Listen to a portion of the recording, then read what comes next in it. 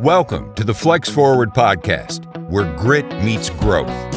With your host, Nic Espanet, bringing you stories of resilience, reinvention, and the real climb to success. All right, everyone, welcome to the Flex Forward podcast. Today, we're joined by Scott Vandenberg. Scott is the Executive Director of Guardian Recovery in Dallas. Scott, welcome to the Flex Forward podcast. We're so glad to have you. Can you let our listeners know a little bit about you and what it is you do at Guardian Recovery? Yeah, sure thing. First of all, thank you for having me on the show, Nick. Appreciate the invitation. Like you mentioned, I'm the Executive Director here at Guardian Recovery. Guardian Recovery is a company that's headquartered out of Florida and operates about 18 unique programs in 6 different states. So this particular program is called Dallas Addiction Center. We're located here in Plano. We are Guardian's newest program, and we opened in December of 2024. Recently, we just underwent an expansion. The building we occupy is being renovated, so we occupied a small part of the building and recently moved into the first renovated part of the building. So we're a detox and residential facility that treats substance use disorders, so addiction and alcoholism. I've been with Guardian since August of 24. I was the very first employee of this location, so I had the distinct privilege of building the team, helping build the program and the operation. And as executive director, my joke is I'm both responsible and to blame for everything. So I oversee all departments, all staff here. I have a handful of direct reports. So our clinical director, our director of operations, our director of nursing, and our continuing care coordinator all report to me, as well as our office manager. And they all have teams that report to them. So my responsibilities here are first client safety. So number one responsibility. Sure. If we're not keeping clients safe, then the other amazing work we do here can't happen. Sure. But I'm also responsible for the industry language is clinical product. So the package of clinical and medical services that we offer our clients. So a typical stay here is about a week in our detox program. So when a client comes in with a substance use disorder, typically he or she needs to go through a detoxification process. And that is a medically supervised process. There are a lot of risks with detox, up to and including seizures and even death. So, but I think you guys, if it's alcohol or the whole gamut of drugs, so they're all probably different. So knowing how to monitor and treat those has to be very specialized for each one, I would think. Absolutely, it is. So our detox protocol varies depending on the substance. So a detox protocol for alcohol is going to look very different than a detox protocol for opioids, for example. Different medications, different types of supports. But then once our patients are through their detox, our goal is to transition them to a lower level of care. For many of our clients, they transition into our residential program, which is typically about 4 weeks. And during that time, they learn the tools and skills and resources they need to stay sober outside of these walls. Because it's relatively easy to stay sober inside of a treatment center. It's a safe environment. Most decisions are being made for them. The doors are all locked. But they're not. I've had family go through similar, and praise God, they're doing well. But I know with the getting out and hanging out with the same crew it's a challenge, and just helping one of them that had some jail time too, just trying to figure out like how to do a budget and looking at it like where they had to pay their probation officer. By the time you got through all the little fees they had to pay, and I'm like, man, this is you need an accountant, not accountant. You need somebody just to organize all this for your meetings and that you have to attend and the little fees and this and that. I'm like, it gave me a lot more not respect, but see how people recidivism, how it reoccurs. Cause I'm like, man, this is, you've got family here that are trying to help you and go through this. And I mean, I wasn't saying this, but it's going in my head. I'm like, this is a lot of stuff to keep up with. So everyone suffering from a substance use disorder, addiction, or alcoholism experiences consequences. And those consequences look different for everyone. They can be legal consequences, financial consequences, relational, medical, professional. And it's a natural consequence of untreated alcoholism and addiction. Our lives become unmanageable. That's a term that's used in some recovery fellowships. It's unmanageability. There's powerlessness over the substance, and then our lives become unmanageable. And it can be very difficult for families and loved ones to understand what's happening with the addicted individual. Many people feel that abusing substances and alcohol is a choice. And they may ask, why are you choosing to live this way? You just got out of jail. Again, you just got written up at work. Your wife is about to leave you. Why do you continue to choose to live this way? And the reality is, it's not a choice. It's an illness. No one in their right mind would choose to live that way. Choose to live a way that lands them in jail, makes them unemployable, makes them undateable, makes their children not want to talk to them. No one wants that, but it's the natural consequence of untreated addiction. It's a challenge. Well, and praise God, there's things like groups like you guys and that are helping people get through this. And it's awesome that you're doing that. So in the counseling and addiction, I'm sure there's several different groups that do it. What's something that sets your team or your process apart? Maybe that others, maybe they're all doing something similar, but what's something that sets you guys apart? But I'm not trying to bag on negative on any of your competition, but what's something that you go right ahead. All kidding aside, our goal here is stabilization. So we do not claim that 30 days in treatment cures addiction and alcoholism. We don't have a magic wand. We don't have any Jedi mind tricks. This is the beginning. What happens here is the beginning of a process that continues for a lifetime. And frankly, the real work begins after the client's discharge. So our goal here is first medical stabilization, get them through the detox. And then it's skill building, helping them develop the tools and skills and resources they need to live their lives and manage their lives outside of treatment. But perhaps most importantly, it's getting them connected to resources outside of these walls. So we call it continuing care or continuum of care. So our hope is that our clients, air quotes, step down to an outpatient program, maybe see a therapist, engage in a recovery community, 12-step community, and teaching them how to navigate all that. Because that's a big, scary world for the uninitiated, for someone who's in treatment for the first time, entering recovery for the first time. They don't know what they don't know. And they have more questions than answers, and just saying, hey, you need to go to meetings. You need to find a sponsor. Okay, I don't know what any of that is. Maybe I saw something about that on a movie one time, but I don't know what that is. And so it can be challenging to navigate. So it's an education process, but we also provide therapy. So all of our clients meet with a master's level therapist twice a week to help work through some of those barriers that are preventing them from engaging in a program of recovery. That's awesome. So as you've made your journey from, are you on the clinical side or you're more just on the executive side now, or maybe a little bit of both?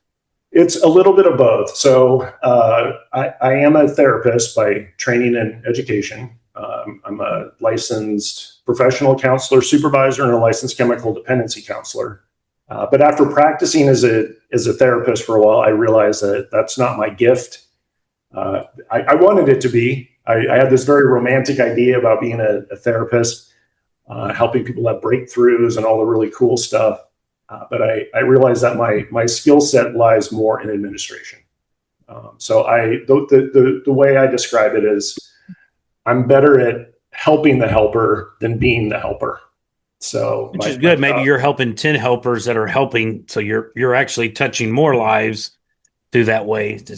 one way to think about it. As you've kind of had to make that journey or transition from clinical side to more office side, what did you have something that's like a book or a podcast or something like that that helped you grow or, kind of learn more about the business side that maybe you didn't gain as you're going through school to become a counselor? You likely didn't have the classes, the training for that.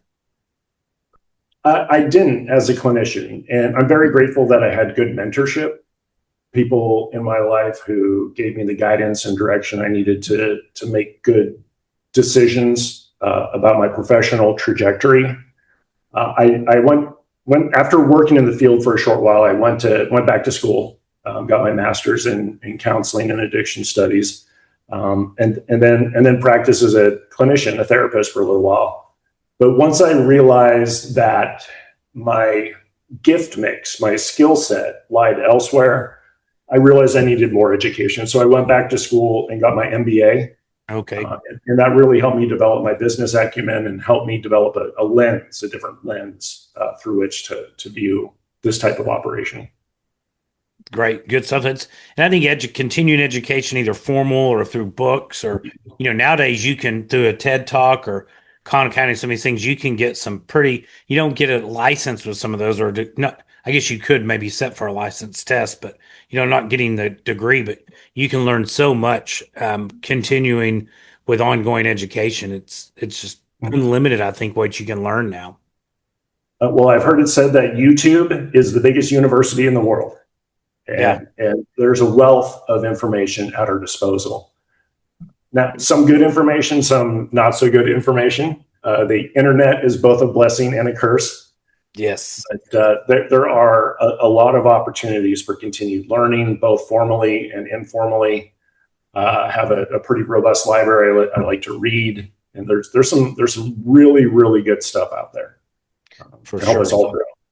I think that's one of the common threads I've seen with people, and we've had over 100 podcasts, is, people love to read and continue education. People that have, done something exceptional or, succeeded in life have almost all been readers of, just a variety too, not just reading in their niche, but, just reading other things, just to keep their mind active are so good, so important.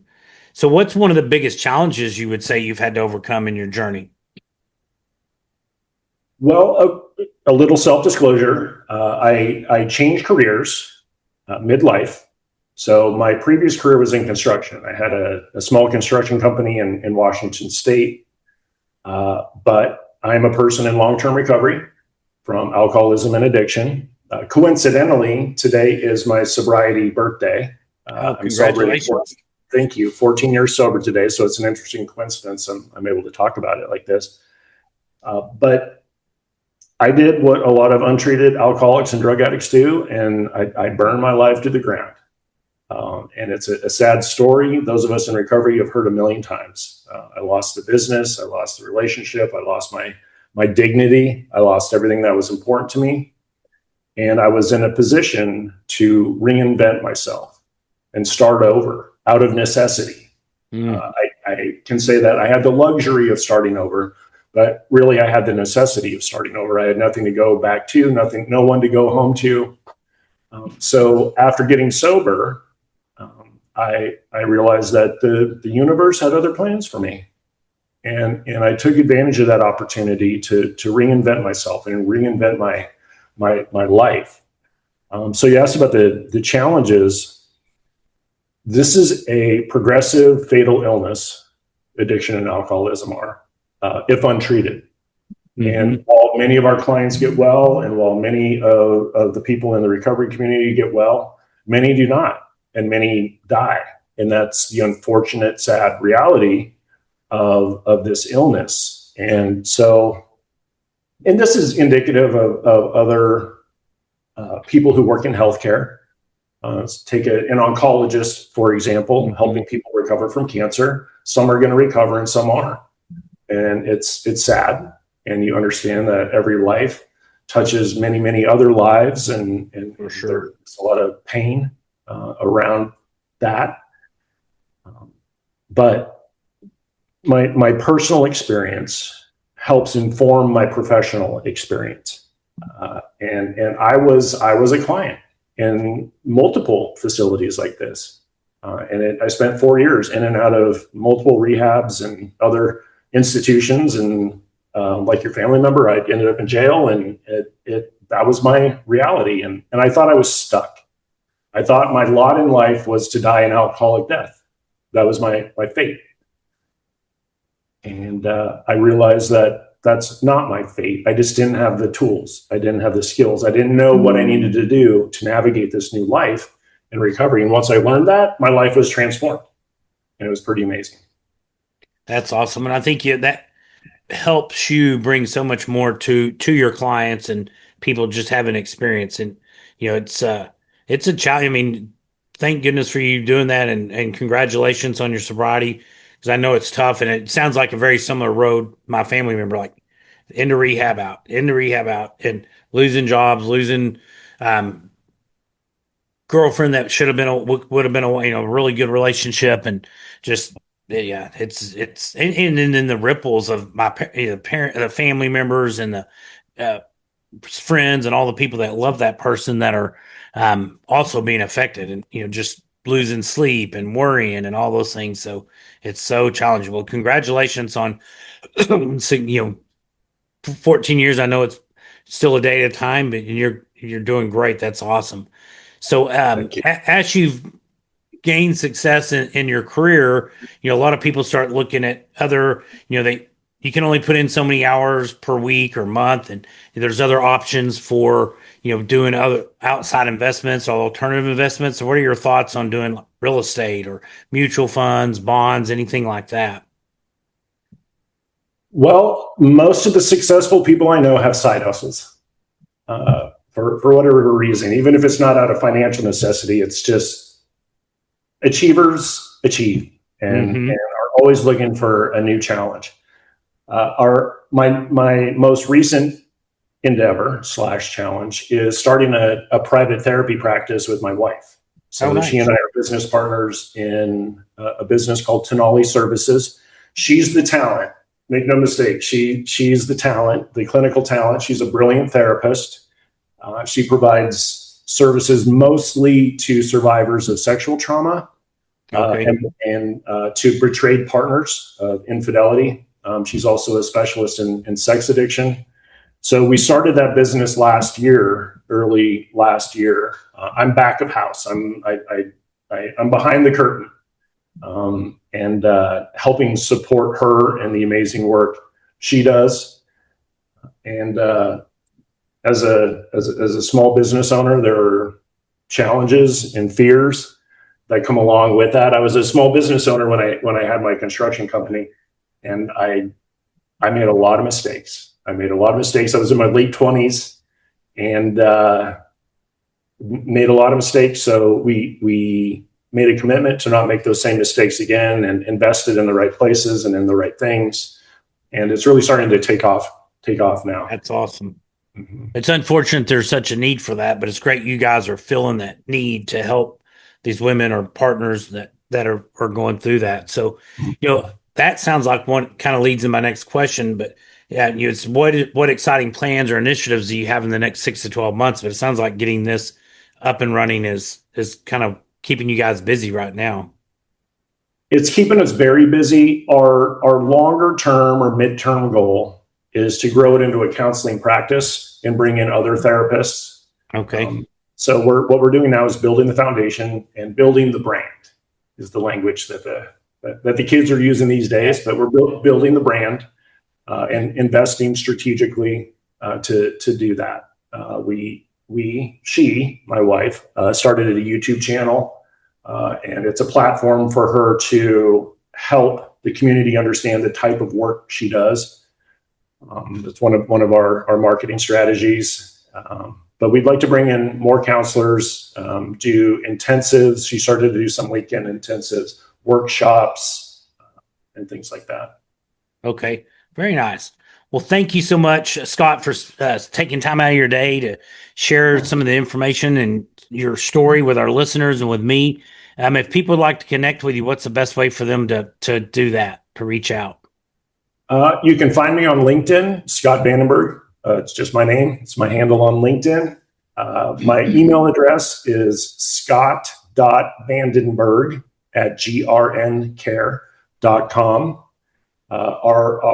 To connect with our private practice, tenaliservices.com. And our YouTube channel is Healing with Tenali. So you can find us. How do you spell Tenali? Tonalli. Perfect. Awesome. Thank you so much. And everyone, thank you for listening. Be sure to like and share this and pass it on to friends. And Scott, thank you so much. It's been great visiting with you. And I really appreciate you joining the Flex Forward podcast today. Thanks for having me on, Nick. Thanks for listening to the Flex Forward podcast.